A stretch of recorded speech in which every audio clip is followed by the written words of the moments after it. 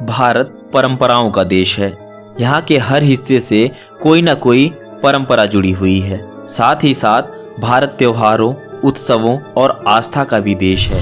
यहाँ विभिन्न धर्मों, जातियों और समुदायों के लोग रहते हैं। सबकी अपनी अपनी मान्यताएं और धार्मिक विश्वास हैं।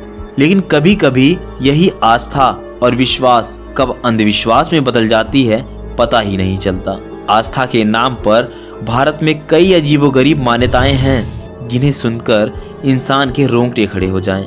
आज हम आपको ऐसे ही 5 मान्यताओं के बारे में इस वीडियो में बताएंगे।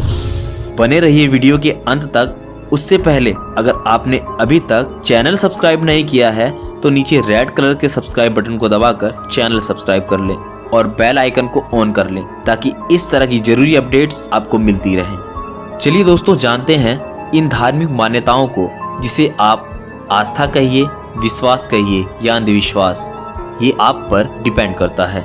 नंबर 5, अच्छे भाग्य के लिए छत से फेंकते हैं बच्चों को। महाराष्ट्र के सोलापुर में बाबा उमर दरगाह और कर्नाटक के इंदी स्थित श्री सत्तेश्वर मंदिर में बच्चों को छत से नीचे फेंका जाता है। यहाँ की ऐसी मान्यता है कि बच्चे को ऊंचाई से नीचे फेंकने पर उसका और उसके परिवार का भाग्य उदय होता है। इसके साथ ही बच्चा स्वस्थ रहता है।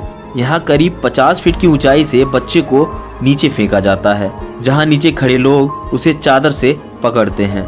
पिछले 700 सालों से यहाँ बड़ी संख्या में हिंदू और मुस्लिम अपने बच्चों को लेकर पहुँचते हैं। नंबर 4, चर्म रोगों से बचने के लिए फूड बाथ। कभी आपने किसी को खाने की चीजों से या फूड बाथ लेते देखा है? नहीं देखा तो देख लीजिए। कर्नाटक के कुछ ग्रामीण इलाकों में स्थित मंदिरों में भोज के बाद बचे हुए खाने पर लौटने की परंपरा है। यहाँ ऐसी मान्यता है कि ऐसा करने से चर्म रोग और बुरे कर्मों से मुक्ति मिल जाती है।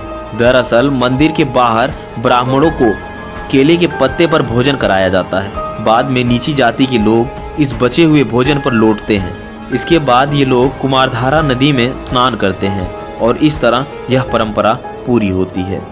इन धार्मिक मान्यताओं को देखकर तो ऐसा लगता है कि आज के युग में डॉक्टरों की जरूरत ही नहीं है। नंबर 3, खौलते दूध से बच्चों को नहलाना।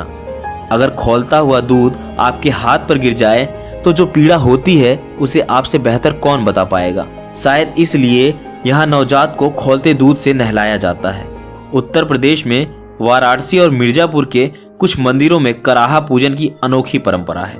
यहाँ नवजात बच्चों को खौलते दूध से नहलाया जाता है और यह काम बच्चे का पिता स्वयं करता है। बाद में वह खुद खौलते दूध से नहाता है।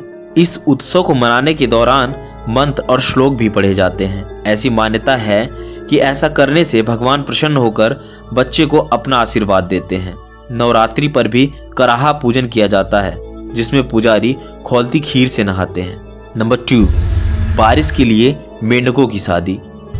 हमारे देश के ही कुछ हिस्सों में अच्छी बारिश के लिए मेंढक और मेंढकी की शादी पूरे रीति रिवाज से कराई जाती है। दरअसल असम और त्रिपुरा के आदिवासी इलाकों में लोग बारिश के लिए मेंढकों की शादी कराते हैं। यहाँ ऐसी मान्यता है कि मेंढकों की शादी कराने से इंद्र देवता प्रसन्न होते हैं और उस साल भरपूर बारिश होती है। दोस्तों, कितना अजीब है ना। मुझे तो लगता है कि हमारी सरकारों को सिंचाई के लिए अलग से बजट की आवश्यकता ही नहीं है। क्यों करोड़ों रुपए खर्च किए जाते हैं सिंचाई के लिए? इससे तो अच्छा है मेंढक और मेंढकी की शादी करवाएं और अच्छी बारिश से किसानों की परेशानियों को दूर कर लें। हद होती है यार अंधविश्वास की। नंबर 1, बच्चियों की कुत्तों से शादी। दोस्तों, इसे परंपरा ना कहकर सामाजिक कुरीति या सामाजिक बुराई कहा जाए तो ज्यादा उपयुक्त होगा। इस परंपरा के अनुसार भूतों और अशुभ ग्रहों का प्रभाव हटाने के लिए बच्चियों की शादी कुत्तों से करवाई जाती है।